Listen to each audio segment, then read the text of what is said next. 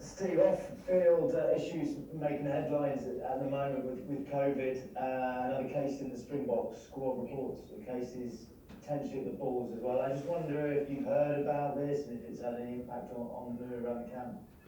No, look, obviously there's nothing to confirm in around, but there's lots of speculation around, but it hasn't affected the mood in the camp. The boys trained well this morning, and then we're just gearing up for tomorrow night. No distraction whatsoever. How do you ensure that's the case? Oh, look, I think it's a focus on us getting better and improving and building on the last couple of performances. And I think there's will be a couple more people making their debuts for the Lions tomorrow. So it's just exciting times and just focusing really on ourselves and getting better and spending time with each other. Is it a reminder though of just how careful you need to be? And have you talked about that in terms of, it could just be one mistake and the whole tour's in jeopardy? Oh, definitely. I think it's something we're constantly reminded and trying to take no risk in around what we're doing. Obviously, we tested 3-4 times a week and everything's, sanitised and everyone's on their best behaviour around that because no one wants to jeopardise this tour in any way, shape or form. And as far as you know, is the Springbok bubble as tight as yours? I don't know. I've been in that bubble, so the only thing I can comment on is how our boys are behaving and doing things. So, and we're doing the best we can do. Obviously, it's tough within COVID restrictions, but we've come here to do a job, and we don't want to leave anything get in the way of that. And turning to the rugby on the field, looking at the Sharks game, are you expecting tougher resistance compared to the weekend? Yeah, I think they've got a young team. I think the way they play, just looking at it from a defensive point of view, they're a little bit more expansive. They've got some real lively players in the back three, good ball carrying number 8. So we know there's real ambition the way the Sharks want to play. So we're going to have to be moving up the levels and around what we're doing. And 2 games into this tour, to what extent are Test places still up for grabs? Is it still a blank sheet of paper? Yeah, I think so, and I think there's another game obviously tomorrow night, and where people can put forward their cases to play. The training standard is outstanding with the competition within the players, but there's still that help and making sure we're all on the same page. So I think it's really open for those test spots even now. And finally from me, Tom Curry set to make his debut, came into the camp with a bit of an issue, a bit of an injury. He's fully fit then, and how excited are you looking to see what he can do? It's stiff competition in the back row, isn't it? Yeah, it's pretty tough, and that's why I think the test spots are going to be heatedly debated and contested. And bringing someone like Tom in now, he's outstanding to watch and training, and obviously as a coach, just looking at him from afar for a long period of time, getting to work with him up closely has been really exciting and great to see. But as is all the other back row and all the other players, but I think it'll be outstanding to see him and Josh and Sam starting tomorrow night. Thank you. Steve, as you were getting on the plane in Edinburgh, 10 days or so ago, there were some suggestions that maybe the majority of games could get moved to Cape Town. Are you aware that is still on the table, or is that now off the table? And to maybe cases like we've seen in the last 24 hours bring that back into attention? Look, I think there'll be other people will be talking and dealing with that, and generally it's just trying to focus on day to day and getting the players and making sure our standards and what we can control. And if we end up in Cape Town, we'll deal with that. If we've got to come back to Johannesburg, we're fully prepared for whatever happens. Can I ask you a hypothetical one? Because I don't know if this is actually logistically possible with the COVID situation, but if South Africa, Georgia on Friday evening was called off, and if the Bulls were unable to field a team against you on Saturday, would it be hypothetically possible for the Lions to play Georgia, or is that not possible with COVID protocols? I think when you're talking hypotheticals, I think anything's possible through COVID. I think we've seen that. So for me, I think anything, if there's any opportunity for games called off to play a game, then that'll be great for us and for whoever else is looking for a game. On the rugby side of things, how do you think the defence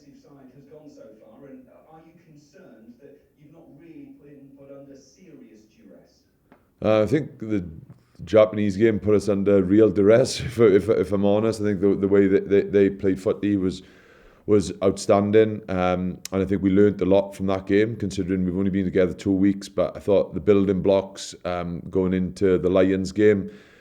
You'd always like more and be stressed out, but I thought on a goal line, we were there for about 9 minutes in total with stoppages. I thought the boys come under a bit of siege, and we come through that period, and also the training standard has been outstanding. You get asked questions by a different international team when we are preparing, so we feel we're getting lots of questions asked, and I fully believe the boys are really getting to grips with the system and how we want to work. Since the team was named, there's been a lot of excitement about that back row with Josh, Tom and Sam. I mean, as flankers, Josh and Tom, as a double act, they give you a very different look and very different opportunities during the game, don't they? Yeah, they do. They're unbelievably robust and at both sides of the ball. I think they're fantastic players. And you look at, in fairness, the standard of this group, I think whoever puts on that shirt, they've got so many different strengths and qualities. This does have a slightly different look to it, but I'm excited and expecting big performances from those back rowers. Just finally from me, can you just maybe give us an update in terms of bumps and bruises of who is and isn't training at the moment, and what's maybe the situation with Robbie Henshaw? Yeah, Robbie's tracking really well. He was doing a little bit of running today, so he's looking good. And then just Hoggy's carrying a little bit of a dead leg going into the game tomorrow, so we'll probably make a decision on that tomorrow morning and see how he pulls up. Thank you. No problem. I see you guys going. Can I just ask you who's kind of emerging as the defensive leaders in the squad? Have you appointed people in that kind of role? No, I haven't. I did think about it at the start of the tour. Conversations of having leaders, but in fairness, we've got an abundance of them, and I think what I've really enjoyed is, and through COVID, you get more time to spend with them, so you have lots of small conversations, and like people come to the forefront of it, and obviously changing the team frequently now, different people have got opportunities to shine, but I think everyone's got a real energy about it and striking up lots of conversations, lots of detail, lots of learning, lots of how we can improve going from game to game. So I'm probably not really answering your question, as we've got leaders right across the board. Yeah, and we've seen lots of choke tackling so far. Is that something that's been tactical, or is that just players making decisions in game? Yeah, look, I think that there's a little bit of tactic in around how we go about it, and in around the assistant tackling and things. But in fairness, you look at the strengths within the Lions group, they've all got unbelievable strengths, whether it be over ball, up top. You see Robbie is strong up top, and you look at Duan, he's holding up, but then you've got people who can blast past the rucks. It's just trying to framework something that they can really express themselves in around those contact areas. Lastly, can I just ask, do you have how do you review defensive players? Do you have a ranking system, a leaderboard, things that guys can be competitive about?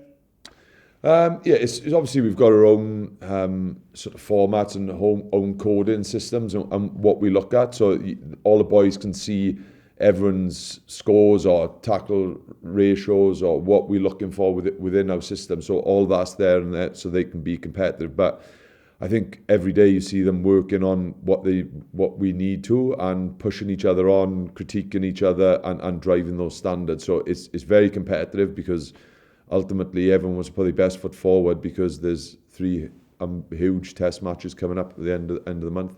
Must have had a contingency plan if one of the warm-up games was postponed for whatever reason. Can you elaborate what that would involve? Would it be a 15-a-side match internally?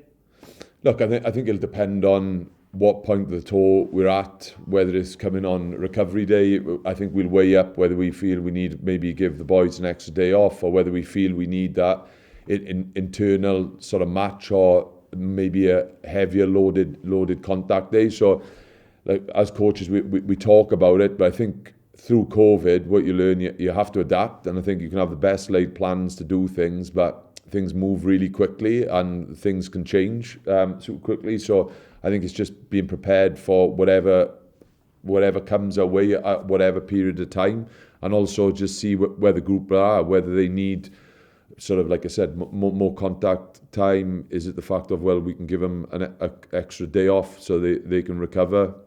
So we'll just adapt as we go along. So in this particular eventuality that the Bulls game goes, do you know what the plan would be for the weekend? How you feel your weekend? Yeah, we haven't confirmed anything. We spoke about it because obviously we'll travel down to Cape Town over the weekend, so we'd probably maybe give an extra day off, a potential, maybe train a little bit harder on the Friday. But again, that would be something we'd confirm up when we get confirmation around what will happen. Thank you. No problem.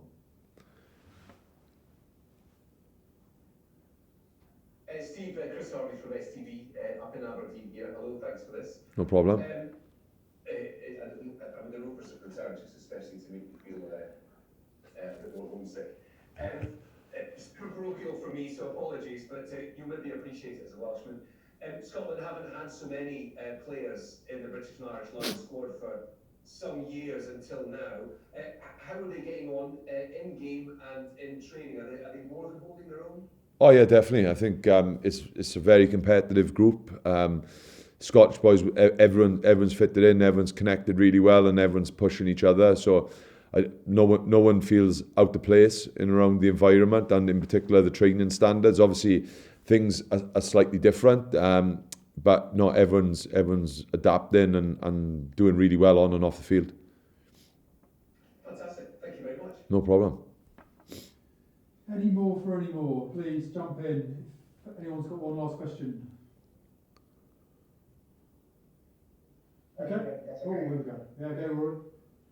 Hi, Steve. Hello. Can I ask you about if the game goes by the wayside, how difficult is that going to make the selection in the end of the day? You've got such a limited time there and such a limited amount of games to make the calls for the test series. How difficult would it make life for you as selectors if you lost this game against the Bulls? I think, look, I think it's only as difficult as you make it. We have to adapt, and what will be. And I think we see the boys training, how they're doing that. Everyone, we'd like to think, would have had a chance to put the sort of name in the hat for the test series. But again, we're watching these boys every day. So I think people can make it more difficult than it is. I think the competition is already going to be difficult because I think the absolute standard of training in around the games, the competition is huge. So I think, look, I don't think it'll make too much of a difference. Yeah, hi Tom. Hello. You're finally set to make your Lions debut. How are you feeling? Yeah, no, really excited. Trying to build up to this week in an orderly fashion rather than trying to get too excited a bit too quickly. But yeah, no, can't wait to get out there, to be honest. Has it been tough watching from the sidelines, watching other guys go and do well, and you've had to wait your turn? I wouldn't say tough's a word. It's just built the excitement, really. I think, seeing, the English players and everyone else come out and do well and be able to train, it's the training side more, to be honest. It's just kind of building that excitement. But yeah, no, the opportunity's finally come, so can't wait to get out there. And when you first sustained the injury, was your heart in your mouth a little bit? Were you worried? Yeah, a little bit. I got a little bit excited on bench press. But I think, it is what it is, and it's probably a good thing to kind of put me back in check. But yeah, no, it's all good, so we're ready to go. Just a little scared with it. Yeah. And are you looking forward to playing alongside Sam Simmons in the back row? It's a dynamic combination that we haven't seen with England, but you're looking forward to playing alongside him? Yeah, and Navidi, or Navici as he's been called. I think, playing with those two is going to be really exciting. I think, Sam especially in attack, and then, having Navidi around the breakdown defensively, I think it's a really exciting combination, and one that I've been excited to learn off, but also excited to kind of throw ourselves at everything. And And off the field, there's been another outbreak in the Springboks camp. There's also reports of an outbreak in the Sharks camp. Has that had an effect on you guys? Is it creating an atmosphere of uncertainty within the camp? No, I guess this is the beauty of being with the Lions, is it's all taken care of, and it's out of our control as players, I guess. So that's not for us to worry about. All that we know for certain is that tomorrow's on and we're ready to go. So kind of whatever happens, but we're ready to play, really. If a game were to be called off, it would probably inhibit your chances of proving yourself, wouldn't it, in terms of selection? Would that have a big impact? It's the same for every single player. Selection's been going on for 4 years, I guess now. So 1 or 2 games, yeah, I guess, but it's the same for everyone, to be honest. So it's all about taking the moment and what you're doing in training and ultimately tomorrow. But yeah, it's a team sport, and hopefully, good game tomorrow as a team, get the win, and whatever happens at the weekend or after that happens. Okay, thanks, Tom. Go well. Tom, given that Sale missed out on a place in the Premiership semi-finals last season because of COVID, you're obviously aware of the issues that go with it. Even though they are your opposition, do you have empathy and sympathy for what the South African and the Bulls squad are actually going through for these couple of days with all this happening?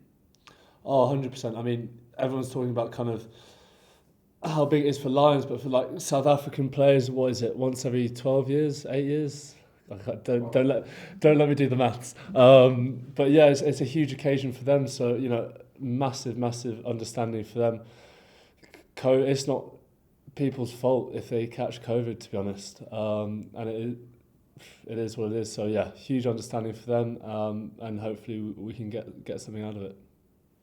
The important thing to remember is games are going to be called off, and it is just part of it. I guess the knock-on is that say in the Premiership, you'd each get points, but of course in this one you lose a chance to impress the selectors. It's actually a bigger knock-on for the players this time round, isn't it? Yeah, I guess so. But as I said, it's kind of whatever opportunities you do have, you have to take, and everyone gets the same amount. It's not like people are getting more or less. So yeah, it is what it is, really. You've been sitting watching on the sidelines. I don't know many top-level sportsmen who enjoy that. What kind of watcher of a game are you? Probably a little bit enthusiastic. I still don't really know. I've not really done it, to be honest. But yeah, no, kind of, yeah, it makes you more excited, to be honest. I don't think it makes it frustrating or tough. It's just kind of the next training session, you probably have to calm yourself down because you're a bit eager to get going. So yeah, no, it's been exciting watching the players and watching everyone go, to be honest. Warren had said many times that everyone would get a start in the first 3 games, injury dependent, of course. So you knew you were going to get a chance. But is there still a feeling in your mind that you're playing catch-up, watching the other guys wearing the shirts already? Not really, mate. I'm just going out there to play rugby. Kind of selection, whatever that's for you guys to speak about. For me, it's kind of doing what I love and playing for a team that I've dreamt about. So yeah, I honestly can't wait to get stuck in tomorrow, and whatever happens, whether it's a good game, bad game. I'm just there and I love it. Thanks, Tom. Hi Tom, it's Chris Foley. I just wondered, first of all, what's this Navici business? Because he's a part-time DJ, it's like Navidi, Avicii, Navici. Right, okay. So yeah, no, he's yeah. Is he new DJing, or is that not in your skill set? It's Tig and I. We're coming along nicely. Navici's our mentor, so Tig and I we're trying to learn as much as possible from him. And there would have been a perception before the tour that back row places were going to be very strongly contested, but it's sort of really panned out that way, hasn't it? Ty Burns gone well at 6, Courtney went well at 6, Hamish Watson gone well at 7. Does it just sort of keep ramping up that feeling that it's a really sort of cutthroat area of the side and selection? I don't know. Everyone's kind of mentioning selection as if it's a negative thing for the players. But it's not. Like, it's brilliant to see, Ty go well. It's brilliant to see Courts and Hamish at the weekend, because it shows we're kind of doing something right as a group. So yeah, everyone who's played has played well, and I think that's the brilliant thing about this side at the minute, is the competition. So yeah, no, can't wait to get my opportunity and to get stuck in and love it. Especially with Simo and Navidi. I think they're both unbelievable players, so it should be really exciting. We're really all assuming you'd quite like to play in the test. That's all. Sorry. We're really all assuming you'd all quite like to play in the test. Yeah, no. Well, exactly, but one game at a time. One game at a time. Thanks, mate. Tom, Alex Flick from the Mirror. Afternoon. Can I ask you about the size of this challenge that you've got in this Lions to 3 weeks to prepare for the World Champions? So much uncertainty with COVID swirling around. Is this as tough a test as you've ever faced in your career? Yeah, I mean, I guess playing in the Lions is the ultimate test, especially kind of with COVID restrictions. But I guess kind of that's the beauty of having Six Nations, Autumn Nations, where we've been in bubbles before, and there's been relative uncertainty about games. So it kind of almost feels like the norm now, I guess. But I guess that's the beauty of games coming thick and fast is you've got to quickly focus your attention onto the next thing, and that could be 4 days in advance. So yeah, it's always about the next game and what we can do next. Is the key to this tour to always expect the unexpected, always be prepared for what you're perhaps not prepared for? Yeah, exactly. I mean, you just got to prepare normally. As we've said, it's kind of you get your body ready, get yourself ready to play, and if the game's there, brilliant, you're ready to go. If it's not, right, crack on to the next one. So yeah, it is what it is.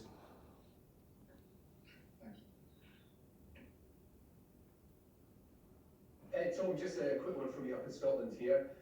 Flipping that selection question on its head then, you're out there with guys like Hamish Watson and so on. Is it more of a supportive environment there where you're relying on everyone to help you train well? Everyone needs to kind of really pull together off the field so you get the best team on it? Yeah, definitely. I think that's kind of how it's been approached really, especially as a back row group. Lots of questions being asked, if there's been rotations, kind of getting lads up to speed. I think Hamish and everyone was brilliant for me coming in when I first came into Jersey. So yeah, it's all about lads getting everyone up to speed and how we can get the best team out there possible. I think that's the main goal, is to win the series, isn't it?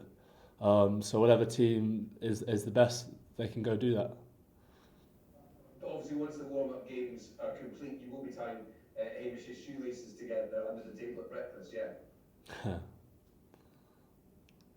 No problem. Cheers, Tom. Hey Tom, how's it going? Yeah, sorry. Listen, I was just wondering, I was just looking back on yourself, and I saw like your first 4 tests were against South Africa, well, 4 of the first 5 tests against South Africa, and I was looking at that Cape Town win that you guys had, and 80 of the guys that were involved in that are now on that Lions tour as well. Just wondering how, as a player, what did it mean to you to be in that tour and that kind of, to take on the Springboks back then those few years ago?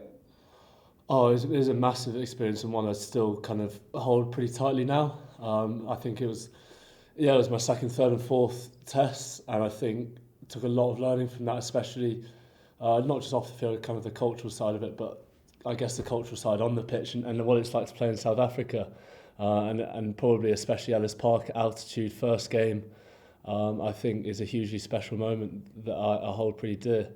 So yeah, kind of a lot of experience taken from that. It's a bit weird not having the fans, I guess. But in terms of the rugby side, I think moving forward is that ultimately the contact area will be a hugely contested area, and one that probably needs to be won. I saw one of the things you had in one of the Lions series following you guys, that you were saying that Faf de Klerk was slagging you, saying you're not going to get a win, and remember what that victory was like. I was wondering, are you still in touch with him and any of the other guys, or do you cut off all communications once you get over into the squad? No, I spoke a bit to Jean-Luc Dupree, just seeing how it is, mostly talking about the altitude, to be honest. I don't think he's a fan either. So yeah, no, it's we'll see once it gets to the end. Cheers, Dan. Tom, it's Chris White again. Just wondered how pleased you were for Ben, and just what a sort of big week it is overall for the family, really, with what he's doing and what you're doing. Yeah, no, really, really excited. I mean, probably saves my parents a lot of travelling, so I think they're a bit happy with that. But yeah, no, pretty gutted I couldn't be there to see it and kind of congratulate him and stuff like that. But watching it on the TV and I think he went pretty well. So yeah, no, really exciting and hopefully be able to push on for more things really. Do you stay in regular contact as brothers? Are you in touch most days, or just a bit of messaging or whatever? Probably not too much to be honest. Just kind of good luck, how's camp sort of thing. So yeah, no, I know he's enjoying it and that's what matters really.